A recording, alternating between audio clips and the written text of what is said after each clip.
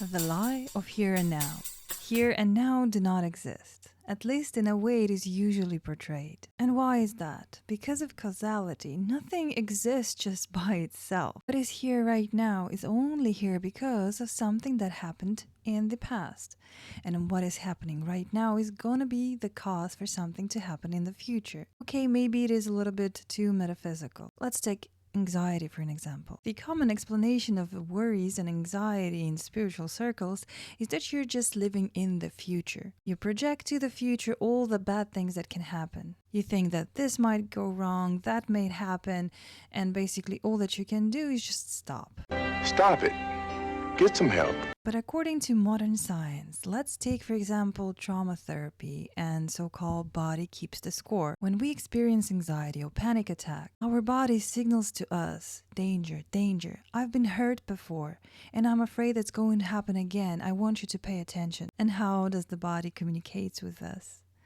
Through increased blood pressure, through heightened heart rate and other symptoms. So the past seeps into the present moment, even though the event happened before, but the reality of here and now, the physical reality of our body, is experiencing symptoms right now. And until we go back and heal whatever trauma we received, until we go back and unite whatever heartbreak happened and we become whole again. It doesn't matter how big or how small the event was, but reality is we cannot be present at the present moment because the part of us still stuck somewhere there. So until we are united, and then only then we can be fully present. Let's take the other part, for example. They say if you are depressed, you're just living in the past.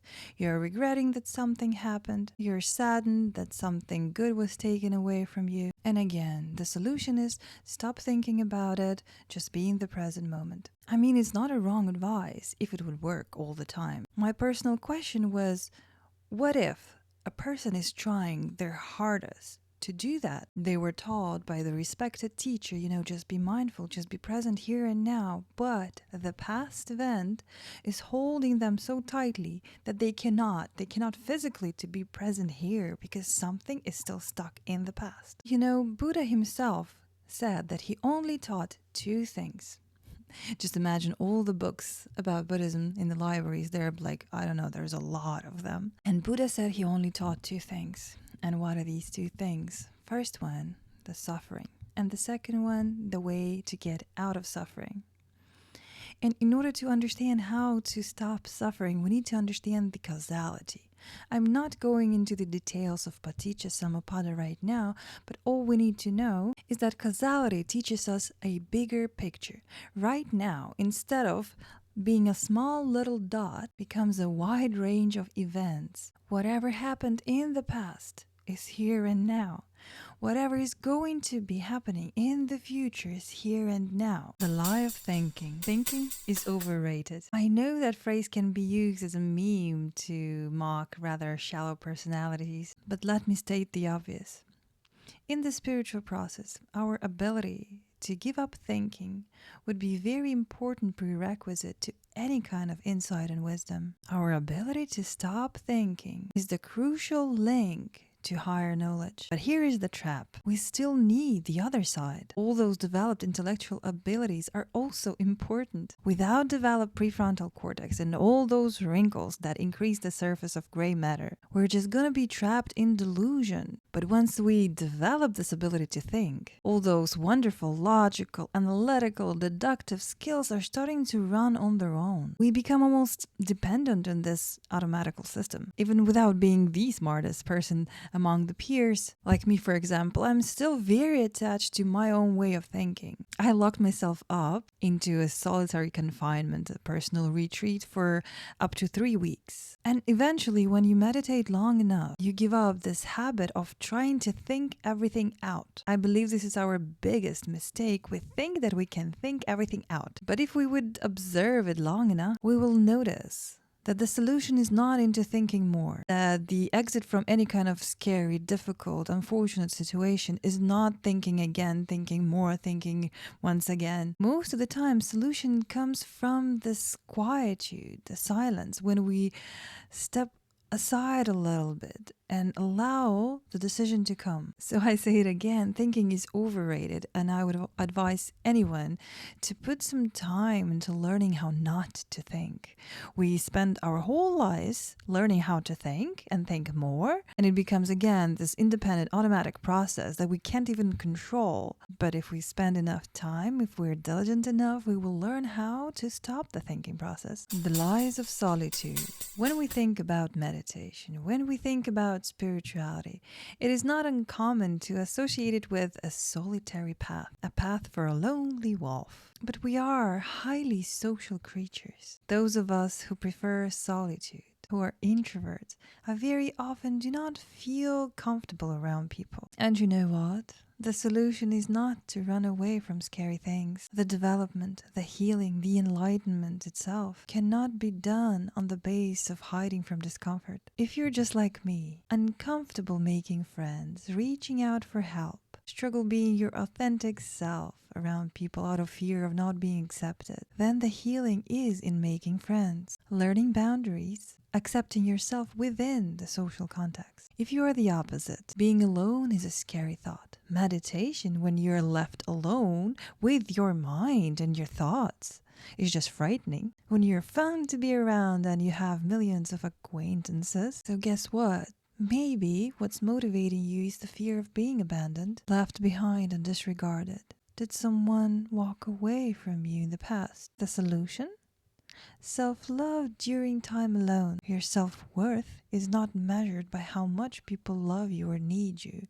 You're worthy just being yourself. The lies of bad emotions. We are raised being professional people pleasers. If you behave well, then you may get a treat, a hug or kiss, or any kind of positive reinforcement in a good case scenario, or at least you're not going to be punished in a bad case scenario. If you misbehave, then all kind of bad consequences are going to follow. So we learn from a very young age to please those magical adults that control every aspect of our life. The secret about true parents that you might haven't yet considered is that most of the adults are very uncomfortable around strong feelings and emotions. So they did their best to prevent you from feeling your feelings. You were crying as a child? Well, get a treat. Feel better. You were upset to say goodbye to your grandma? Here is the snack. Forget about your sadness. Oh, you got angry. Stop it. You're not allowed to feel anger. How many people stop to feel anger just because someone told them to stop it? What happened instead? It gets worse, right? So without thinking too much, tell me, what do you say to yourself when you get mad? Probably something along the lines of stop it, stop being mad. Is it working? No, it's actually getting worse. Because our parents were afraid of strong feelings and emotions, we never learned to process them. And we are afraid of our own feelings. There is immense power in knowing your feelings. Before acting out on anger, for example, take time just to learn something about it. How does your body feel when you're angry? Does your heart rate increases or decreases? Do you feel hot or cold? In which parts of the body do you feel hot? When we learn to see the anger, when we understand that the anger is not something bad that we need to prevent from rising, it comes from somewhere, there is a reason to happen. When we learn to just look at that, when we learn to investigate where did it come from, is the actual situation that happening right now caused it, or it triggered some kind of memory from the past that we didn't really dealt with before, and it triggered the reaction that was supposed to happen before. So when we learn these bits and pieces about ourselves, we understand that feelings are empowering us. We learn to value our own feelings and emotions. We develop the so-called emotional intelligence that any type of feeling and emotion, depending on how we process it, can be a very positive thing in our lives. The lies of karma. Karma is not an instant reward or instant punishment for your actions. If it would be that simple, then we would see a murderer being hit by a bus immediately. But in reality, someone is punished for bad actions, some are not. Someone is punished for good actions, but some are not. And of course the same, someone is rewarded for good actions, but someone is rewarded for bad actions. And yes, we can start to come up with all kind of different explanations, all kind of different types of karma to explain that. But according to Abhidhamma, the karma is not a reward or punishment from outside. It is the resultant mental state that we experience after the action.